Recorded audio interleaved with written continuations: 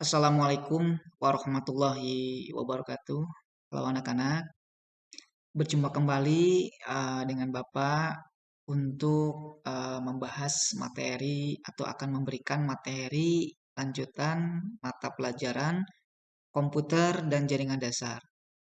Di pertemuan ketiga ini, Bapak akan memberikan materi tentang anatomi komputer.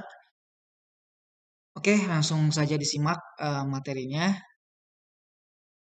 Nah, yang perlu kalian perhatikan dulu adalah ingat, sebelum merakit komputer, alangkah baiknya kenali dulu semua komponen komputer satu persatu, ya.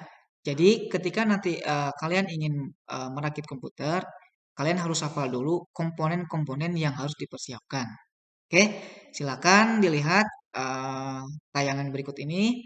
Nah, bagian-bagian perangkat keras komputer atau bagian-bagian komponen komputer yang perlu dipersiapkan ketika kalian ingin merakit komputer adalah yang pertama motherboard, ya. Nah, motherboard atau bisa disebut istilahnya dengan MOBO. Nah, motherboard ini termasuk ke dalam papan induk atau papan rangkaian utama pada komputer. Nah, motherboard ini adalah komponen yang nantinya ditempel oleh komponen-komponen yang lainnya seperti prosesor, seperti heatsink, kemudian RAM, PGA, kartu jaringan, atau yang lain sebagainya ya. Yang namanya papan pasti di situ adalah kumpulan ya, pasti di kumpulan setiap komponen pasti di motherboard. Kemudian yang kedua adalah prosesor. Nah, bisa dibilang untuk prosesor ini adalah otaknya dari sebuah komputer ya. Dan prosesor ini termasuk ke dalam komponen pemrosesan. Ingat, komponen pemrosesan. Nah, untuk prosesor ini banyak jenisnya dari generasi ke generasi ya, mulai dari Intel Atom, kemudian Intel Dual Core, kemudian Intel 3 atau Intel 5, kemudian Intel 7, kemudian Intel 9 ya. Atau mungkin ini di contohnya ada Intel 7 ya. Kemudian selanjutnya ada hard disk atau HDD disingkatnya. Hard disk ini termasuk ke dalam komponen penyimpanan data yang permanen. Ingat, hard disk termasuk ke dalam komponen penyimpanan data secara permanen. Jadi bila mana semua data di dalam hard disk tersebut dan hard disknya rusak, insya Allah wassalam ya. Sangat sulit untuk diambilnya ya. Kemudian yang selanjutnya adalah heatsink atau kipas atau PC cooler.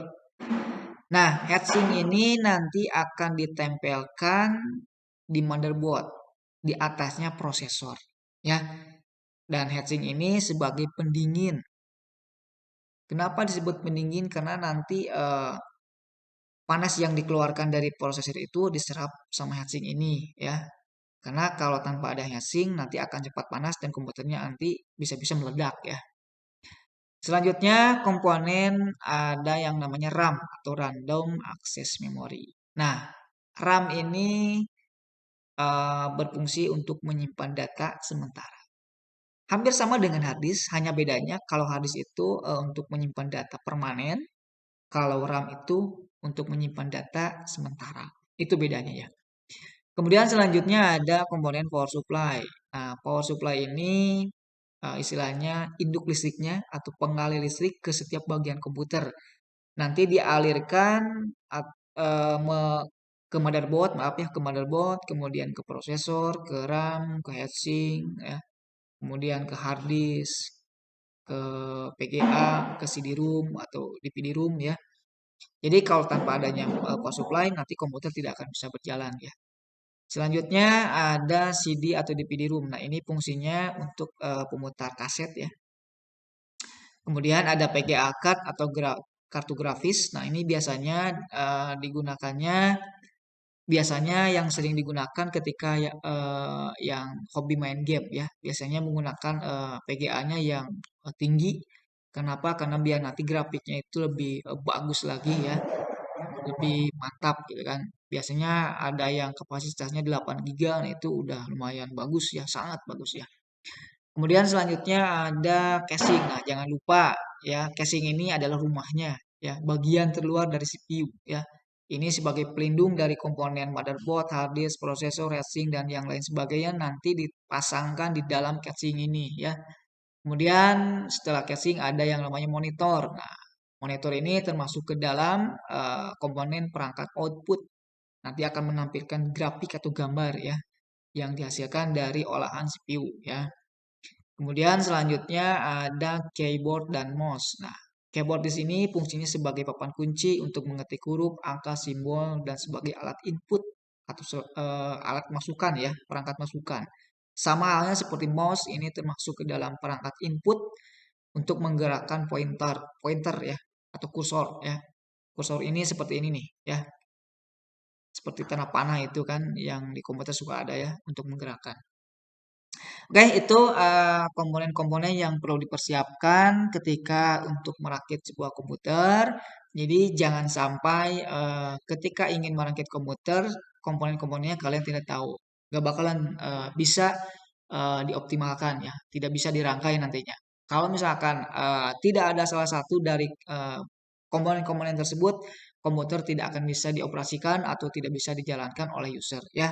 Ingat, semuanya harus ada ya, mulai dari motherboard, prosesor, hard disk, RAM, heatsink atau kipas pan, kemudian PGA card atau LAN card, kemudian casingnya, layar monitor, mouse dan keyboard. Minimal itulah, minimal segitu untuk dipersiapkan ketika kalian ingin merakit komputer ya. Oke, terima kasih materi untuk komputer dan jaringan dasar sampai sini dulu. Nanti di pertemuan berikutnya kita akan membahas langsung ke materi merakit komputernya, bagaimana cara memasang komponen-komponennya. Nanti di pertemuan berikutnya. Nah, ada soal latihan silakan kalian kerjakan, kemudian dicatat di buku tulis kalian. Silakan kalian cari perbedaan dari RAM DDR1, 2, 3, dan 4. Silakan kalian gunakan atau boleh searching internet ya. Silakan selengkap-lengkapnya kalian catat ya. Kemudian seperti biasa nanti jika ada tatap muka di sekolah, bukunya dicek, kemudian nanti diparap dan dikasih nilai. Paham ya? Oke, sampai sini dulu. Terima kasih.